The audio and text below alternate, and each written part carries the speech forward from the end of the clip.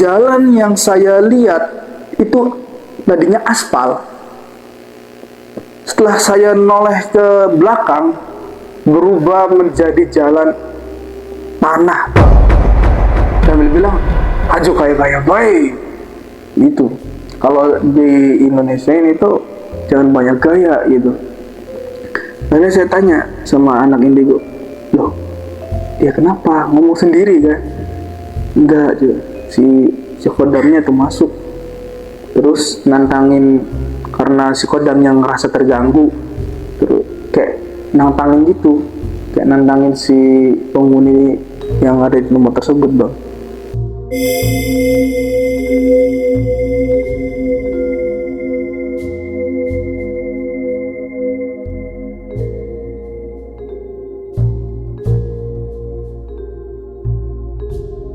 Bismillahirrahmanirrahim. Assalamualaikum warahmatullahi wabarakatuh.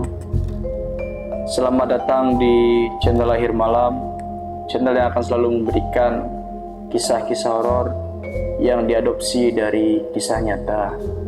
Dan alhamdulillah saat ini saya kedatangan narasumber dari Kota Udang yang bernama Kang Ijal. Halo Kang Ijal, selamat datang. Ya, terima kasih sudah jauh-jauh mau datang ke sini. Kang Ijal akan membawakan kisah yang ia alami yang terjadi di kaki Ciremai. Betul Kang? Untuk mendengarkan cerita lengkapnya, mari kita simak kisah yang akan dibawakan dari Kang Ijal setelah jeda yang satu ini. Akhir malam akan menjelang pagi.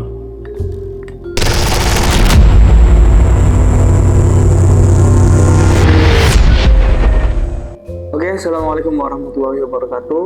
Perkenalkan, nama saya Kang Ijal. Saya dari Cirebon. Saya akan membawakan cerita pengalaman real saya ketika camping di kaki Gunung Ciremai. Cerita ini diawali dengan komunitas kita yang ingin mengadakan acara tahunan. Kebetulan acara tersebut yaitu acaranya ulta komunitas kita. Setelah kita berunding-runding, akhirnya tercetuslah agenda tahunan kita, yaitu kemah bersama. Kebetulan kemah kita di kaki Gunung Ciremai. Nah, singkatnya cerita, setelah kita prepare menyiapkan perlengkapan kemah dan makanan-makanan yang ingin dibawa, kita nguruskan berangkat itu setelah asar. Allahu Akbar, Allahu Akbar, Allahu Akbar, Allahu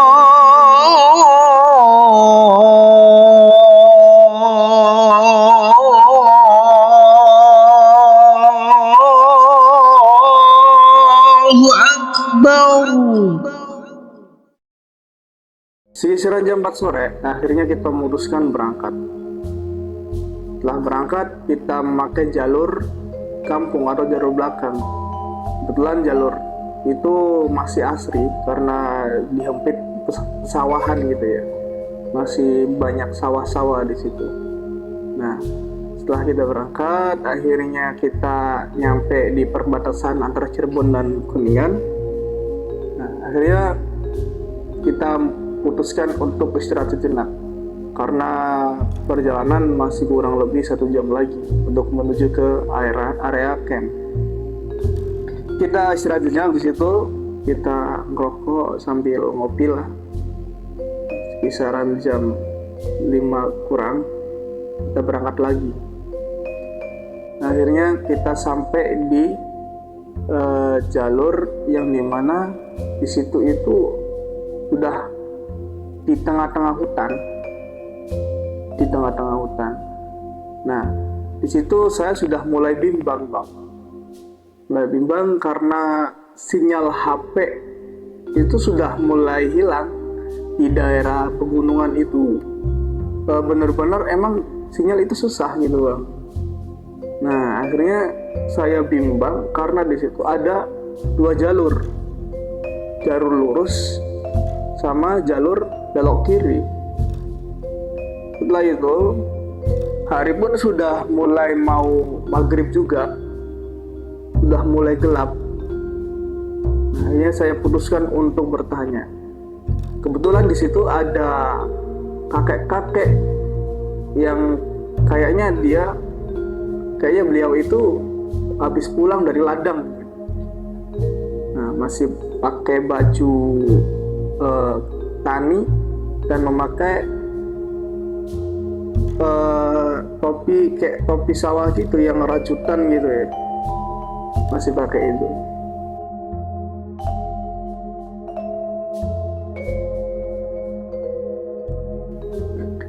Akhirnya saya putuskan untuk bertanya kepada kakek tersebut, "Kek, kalau arah camping ini di mana?"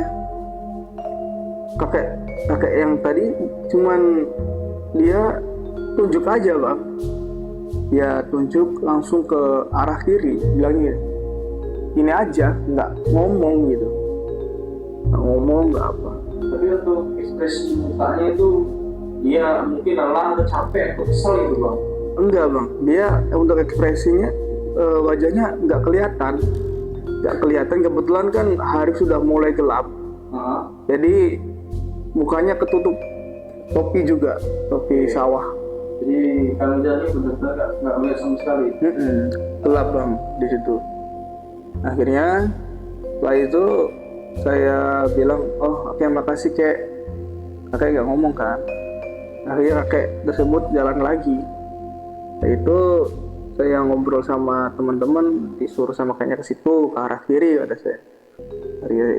Setelah kita berangkat lagi menuju ke tempat camp. Nah setelah berangkat, saya itu agak bingung bang, soalnya jalannya itu agak menurun gitu, agak menurun. Loh, kok menurun gitu kan? Soalnya saya lihat di tempat yang di HP itu jalannya itu menanjak gitu bang, menanjak terus banyak pohon-pohon pinus gitu. Nah di jalan yang saya ambil tadi yang ke kiri itu jalannya menurun, terus jalannya itu banyak tumbuhan, kalau di Cirebon namanya waru gede tuh bang. Waru doyong bukan? Iya, model-model gitu bang. Nah akhirnya saya turutin apa kata kakek tadi, saya belok ke kiri lurus. Hati sudah mulai was-was karena di situ saya bingung, teman-teman pun bingung, karena jalan yang saya lalui itu bang, mentoknya ternyata jalan buntu bang. Jalan buntu yang dimana kalau saya lurus sedikit itu jurang bang.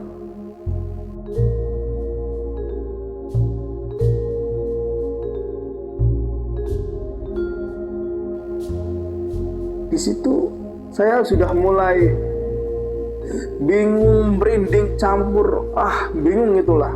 Tapi pada saat turun itu kan harusnya kalau jurang itu kelihatan dari jauh ya. Itu jurang gitu. Emang dia nggak melihat itu pada saat jalan menurun? Iya bang, kebetulan nggak ngerasa itu kayak kita tuh jalan bener gitu. Tadi yang awal kita lihat itu jalan tuh bener, bagus, beraspal. Beraspal, bener-bener jalan itu kayak jalan umum yang biasa kita lalui saja bang.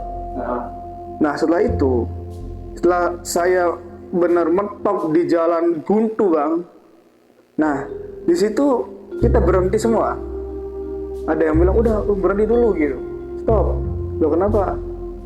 Kalau kamu nggak lihat, kata teman saya, apa? Lihat tuh di depan kamu tuh jurang gitu, di pinggir kamu juga jurang. Ternyata di situ bener-bener buntu bang. Akhirnya kita tuh astagfirullahaladzim ya Allah gitu kan gitu. Ya Allah apa ini? Nah setelah itu bang, jalan yang saya lihat itu tadinya aspal. Setelah saya noleh ke belakang, berubah menjadi jalan tanah bang. Di situ saya sudah mulai takut, sudah mulai merinding. Karena saya saksiin dengan mata kepala saya sendiri, jalan itu yang saya lewatin itu aspal, bagus. Tapi setelah saya mentok ke jalan buntu, saya lihat belakang, jalan berubah menjadi jalan tanah yang agak becek-becek gitu. Akhirnya saya kan, astagfirullahaladzim, ya Allah, saya sudah gemetar, saya sudah panik, ditambah teman-teman itu saya juga sudah panik. Akhirnya saya istirahat sebentar, saya bilang ke teman-teman instruksi untuk tetap tenang gitu, tetap tenang, tetap waspada. Akhirnya setelah itu, udah mulai mendingan gitu lah ya, kita putusin untuk kembali ke titik tadi. Akhirnya teman-teman saya tarik lagi ke tempat yang awal, yang titik tadi kita berhenti. Akhirnya saya putusin untuk mencari rumah warga di situ. Nah, setelah itu saya berangkat sekisaran 10 menit dari area tadi menuju ke rumah warga. Nah, kebetulan di situ ada bapak-bapak lagi ngopi santai di situ. Akhirnya saya ke situ dan bertanya, "Assalamualaikum Pak, boleh saya nanya kan?" Bapak tadi menjawab, "Waalaikumsalam." "Ya Dek, kenapa?" gitu. Saya tanya, "Pak, punten kalau arah camping ini di mana?" Kata saya gitu. Bapaknya bilang, "Oh, camping itu ntar adek lurus saja, ntar habis lurus belok ke kanan gitu." Terus saya kan bilang, "Ini bener Pak, arahnya ke situ." Saya bilang. Terus bapak itu kayak mendengar jawaban saya kayak gitu, dia kayak agak kesel gitu, bilang langsung gini ke saya, "Loh emang kenapa Dek?" Orang udah dijawab kok malah gitu jawaban saya. Nah, saya bilang, "Tadi saya ketemu kakek Pak, saya tanya deh, kayak punten arah ke camp ini kemana?" Kakek tersebut tanpa ekspresi, tanpa ngomong, cuman nunjuk aja ke situ gitu arah. Kita belok ke arah kiri. Akhirnya itu malah kita disasarin ke arah jalan yang agak menurun, mentoknya jalan buntu ke jurang gitu. Akhirnya bapak yang tadi kaget, "Loh," gitu, kayak kaget gitu Pak, kayak kaget. Akhirnya bapak tadi menjelasin, "Udah, jangan takut, jangan khawatir. Udah, kalau ketemu kakek tadi tolong jangan jangan diomong, cuman tapi sapa aja punten gitu." Kayaknya kita kan bingung, "Loh emang kenapa?" Kayaknya ada yang dirahasiain sama bapak yang tadi, yang saya tanya. Setelah saya tanya-tanya lagi, berbincang-bincang ya lumayan agak lama sih. Ternyata bapak yang tadi saya tanya jalan itu lurah di situ Bang. Lurah, kalau di kita di kampung kan kuwu namanya. Hanya dia lurah. Alhamdulillah beliau sangat baik menunjuk saya dan teman-teman itu benar-benar dibimbing, disuruh hati-hati, disuruh tetap waspada gitu, terus disuruh tetap baca-baca yang baik-baik gitu, baca zikir apa gitu. Disuruhnya gitu sama Bapak Lurah gitu. Nah, setelah itu ketua dari tempat camp yang ingin kita tuju itu ditelepon sama Bapak Lurahnya, "Halo, ini ada yang mau camp." Akhirnya si ranger tersebut datang. Setelah itu kita ngobrol-ngobrol sekisaran jam setengah tujuh kita berangkat Bang dari rumah Bapak Lurah tadi. Setelah kita berangkat, kita itu alhamdulillah langsung diantar oleh ranger atau leader ya di situ, leader dari tempat tersebut. Nah, kita berangkat, kita nyampe lah di pos KKU Cilemay tersebut. Ngobrol-ngobrol, kita negosiasi harga tiketnya berapa dan lain-lain. Akhirnya setelah kita fix kita diarahin aja jalannya bang. Kita parkir motornya di situ. Kata abang rangernya bilang ntar gini jalannya ke sini ya. Akhirnya kita moduskan untuk jalan kaki.